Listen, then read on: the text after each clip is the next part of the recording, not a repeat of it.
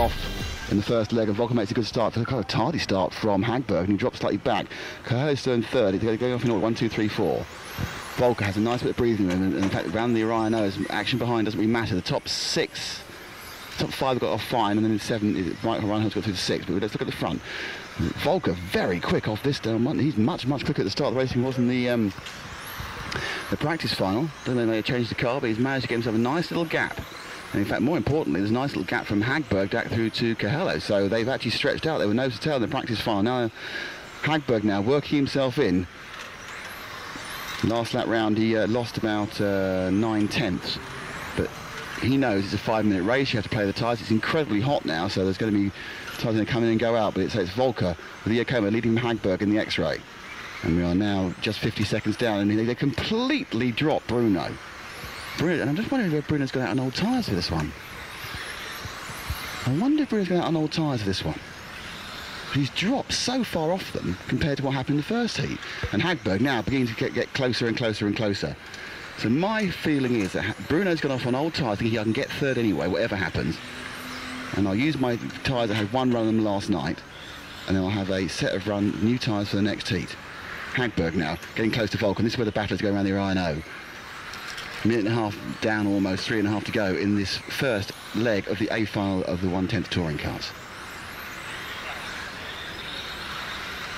Hagberg now comes up to the Montec M, and this is where he sat for most of the practice final, looking to see if he could find a mistake from Volker. Volker, that early lead has disappeared, and Hagberg's played himself in, probably because he knew he had no pressure from Coelho. He must have known Coelho's tapped in. He's right, oh, he's tapped in. This is a nightmare because he's got to wait. And is it going to be enough for Bruno to get past? It is, and Bruno gets past, and it's now. Ooh, that's because Bruno got past and then got confused, and now look, Bruno is actually letting Hagberg back through again. He knows the tyre strategy. They had to wait so long because of the accident, but Bruno knows the strategy, so he's let Hagberg go through. That was why he's so reticent to let him through when they came up the hill, because he knows what they're trying to do. In the melee, Harper's got through to third, but fourth he's dropped. But now that's a telling part of the race there. Bruno couldn't try to get it through. At that point, he let Hagberg get back, because it's not the strategy for him to attack Ronald this race. He must be the strategy to attack Ronald next race on fresh tyres. Hagberg now. Luckily, because they had to wait so long, in fact, for a while, Hagberg took him in front and then let him pass because he was panicking. He didn't lose any time. They're back behind again. So Volker making his car bigger than the biggest thing in Christmas. And he goes round the second FRE down the main straight. And Hagberg now is faced with the same problem he had 2 years ago. How the hell did he get past Volker, who can drive perfectly every lap, probably for an hour, not just for 5 minutes?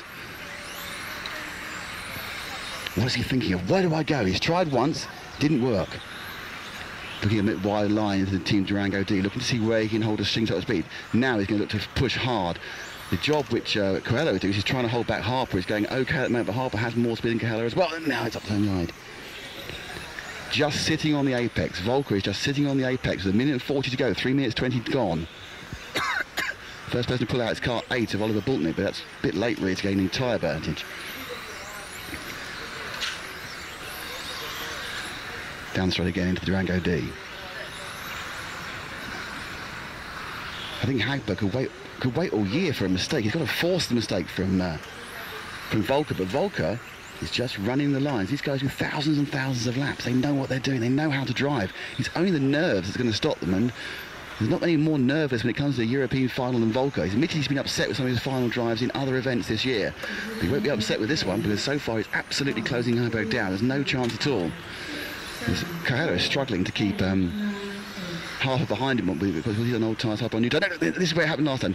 He is quicker there, taking as much curb as he dares, but we're down to the last 45 seconds. So they'll come around here to be 3, and he got this side in, and it's got him! Oh, what a fantastic overtake! He's going, we'll wait to the end to see that one again, because there's 45 seconds to go. But somehow Hagberg made a 3-corner overtake work there, and we had that on replay for you at the end of the race. But suddenly now Volker, who he had door handling, he had to door handle him past. He couldn't just say, please let me go, but he got through with a fantastic piece of driving from Hagberg.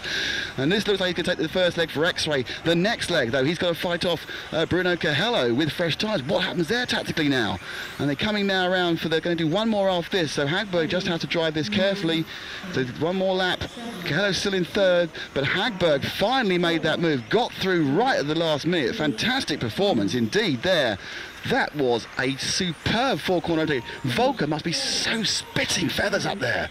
He's probably thinking, it's not fair, he hit me too hard. But no, referee said no fair, we put the referee, and Hagberg takes it.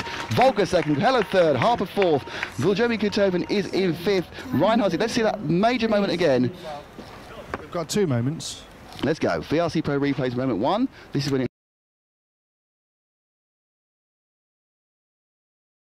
5 minutes and 5 seconds time, and where they get is clean start from all, and the 1, 2, 3 go off, and I think even Jasmine, yes, it has gone 1, 2, 3, 4, 7, so Reinhardt's made one place, but it's Volker, and immediately Bruno's looking to battle, and he's got through, and I'm pretty sure that was very easily made then. Bruno's got through to battle with Volker.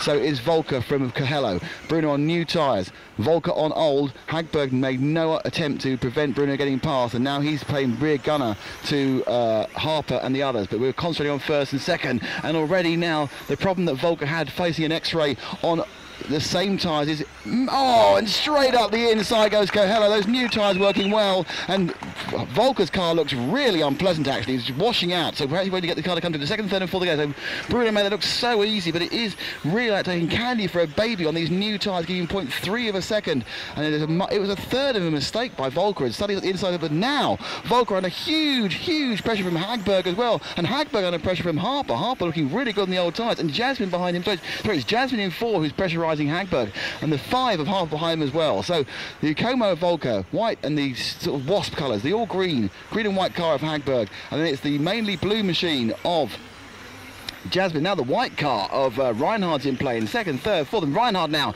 nips through past Jasmine into 4th place. Away and gone, it's Bruno. Bruno putting in the best lap. This new tyre strategy working well, and he is leading by about 2 seconds. And look up the inside goes Reinhardt. Reinhardt's having his rhinoceros, where we decide to be on Monday. And it's Reinhardt now who's made and get himself, must be running new tyres, got himself into third, and now he'll be pressurising Volker. So it's all going to very different plan, because Reinhardt suddenly from 7th has found the pressure. Alex not liking his car on old tyres. He never ran on old tyres again the next heat. This is setting up a magical final race as Bruno just gets away. But can Reinhardt with a Tamiya on old tyres, the 3-time world champion at this class and the 4-time overall world champion, get past the multiple European champion Ronald Volker from Germany, the 2 Germans rivals for at least the last 10 years. So Volker now must have done millions of kilometres with either just this far behind or just this far ahead of Reinhardt in the past, and now it's the European Championship here in Torres Novas. It's leg 2. What can Reinhardt do to go to the F for E? The benefit of the new tyres is wearing off with every lap. They're getting more and more similar, but Reinhardt's right there. Hagberg still not looking particularly comfortable in having problems actually holding off Harper for 4th place. So I think Hagberg's going to have to think about this for the next final when everyone's on old tyres, but now Reinhardt perhaps lost that initial burst. Coelho, I'm sure, already running inside himself to get for the second, to take this second leg win and go into a tie with Hagberg on points. Volker desperately trying to hold on to the 3rd slot, desperately trying to hold back Mark. He doesn't, so the 2nd slot. He doesn't want Mark coming into play for the final. If he can keep Mark into 3rd, it should keep Mark out of any chance of winning overall. And therefore, one of his jobs is done. He'll nullify the Tamiya attack. Coming down, braking hard. We now have just under 2 minutes left.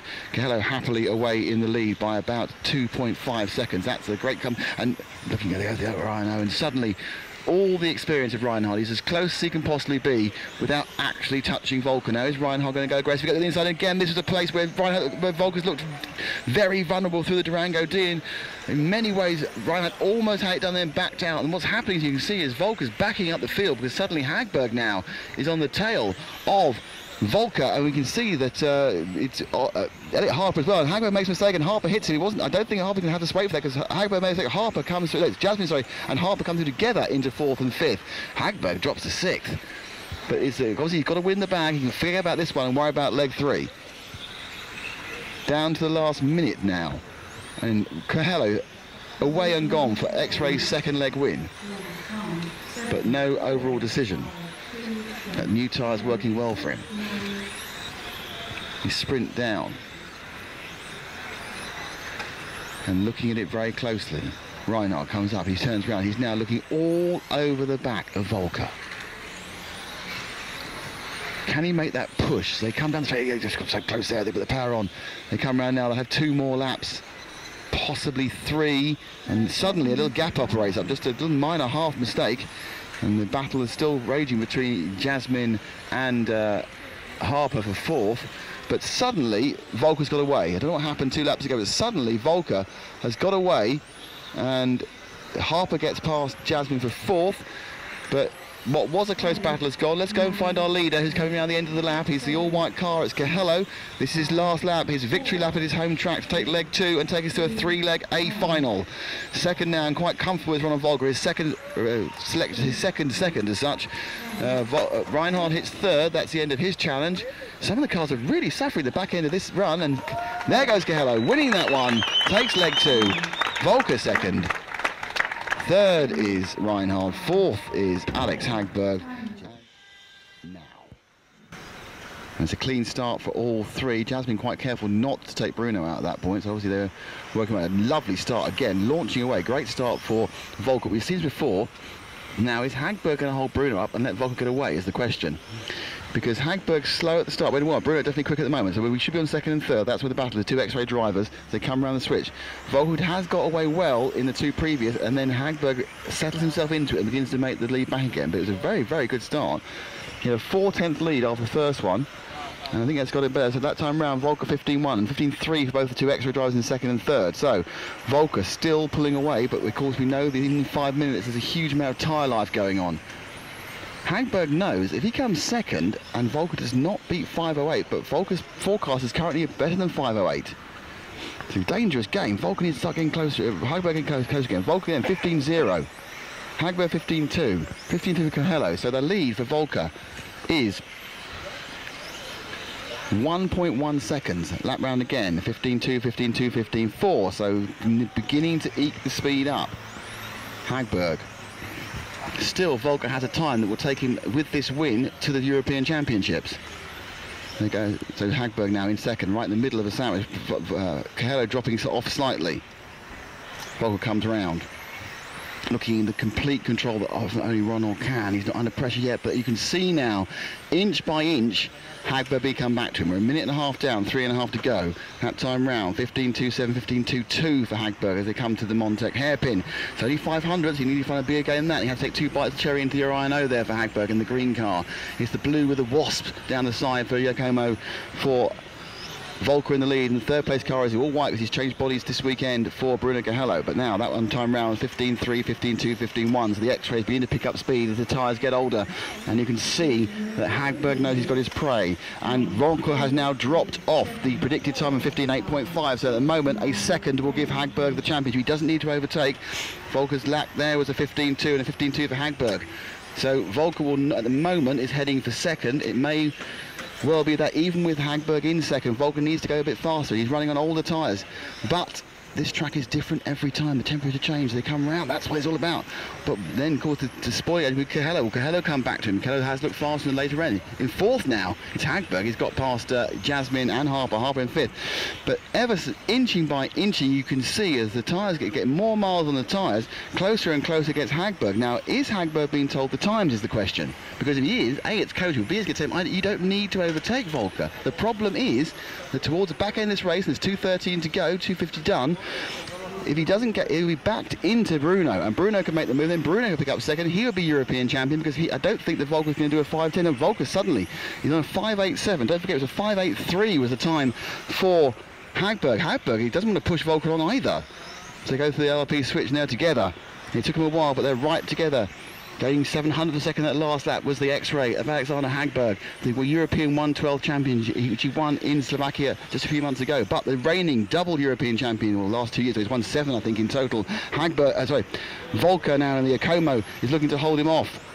And Volker is still predicted for a time within half a second of winning the European Championship. So even those old ties, he's got this rhythm going now. Hagberg follows him down the bottom second. And again, Bruno Cahello is getting closer. And he knows that he can perhaps hop in and take this one. It can't be any closer. What is going to happen now? Hagberg, Volker, Cahello. It's the three guys. They've been the class of the field from day one here in Torres Novas. You can never count Volker out of the European Championship. You can never count Hagberg out. And they've definitely delivered in every round of qualifying and in every final. And now they're going together. And the problem is, if Volker's going defensive, his times are dropping off. He's now got a predicted 5:09. He needs to find just 3/4 of a second to win the European Championship, even with Hagberg behind. But Hagberg doesn't need to get past him. He's trailing him round this final. It's all about split times. It's going to be a final that could be decided by nothing at all. Now, of course, Cahello is coming into play as well with 39 seconds to go. There will be 3 laps, this and 2 more for the European Championship. 5:08.8 is the prediction, and they're coming together now. Of course, but if Bruno goes past Hagberg, it could give the European Championship to Volker, because he will get fast in the 5:10. Will Bruno risk attacking his teammate and losing the European Championship for X-Ray? We've got 2 laps to find out as they go round for the penultimate time, the Orion O, for the penultimate time round the F4E, and start the last lap nose to stern. I'm sure Cahello would love to be European champion in Portugal, but he can't win it here, because in fact there's no way that Volker will not beat his time. Hagberg following through. He needs to be in this procession. As it stands, my feeling is that if they go around these next few questions, it is going to be Hagberg's by half a second. And Volker wins it. Hagberg second. Cahello third. I think that it is Hagberg who's got it. And Hagberg thinks he's got it as well by half a second. In the end, so by 1.7 of a second, he's won that one. Cars go to technical inspection. Let's see if we can go a very quick word with Alex Hagberg, who has won that by the closest of margins, just 0.7 of a second over 3 legs. Alexander Hagberg, it's only, 4 months ago when I said this to you. Alexander Hagberg, European champion. Yeah, thank you very much. I mean, it is a remarkable period you've had. You know, world champion just a few months ago, and now 2 European championships with 12th in the touring car. You're very emotional. Does this one mean an awful lot to you? Yeah, I mean, it was probably my most difficult one so far. It was very close today with the other guys, and there was no room for mistakes, so obviously I'm very proud. Did you know, because in the end you won by 0.7 of a second, did you know that Ronald was not on a good enough time to beat your first leg time? Or were you being told at the times, where you just feel it wasn't possible with the tyres? I mean, I had a feeling that we were going to go slow because we were on old tires. But, I mean, if I had the opportunity, I would try to overtake him. But it would also be risky, you know. So in the end, it worked out. But I had a feeling that we were going too slow. Rod, you're smiling. That was an absolutely superb drive, because on old tyres, you got within 0.7 of a second of winning the European Championship. Yeah, I'm smiling because I did the best I can. I was trying everything to go 5:08. And I saved the rear tires for the last final. So this was the only chance I had, and I came close. I was able to pull away in the beginning, but I expected to get my car a little loose, and expected them to come closer, but not too close. So I didn't have to defend the line often, but at the same time it was just not enough. I think 7 or 8 tenths off of the first main, but Alex did a good job. He was probably fastest through all the weekend, and he deserved it.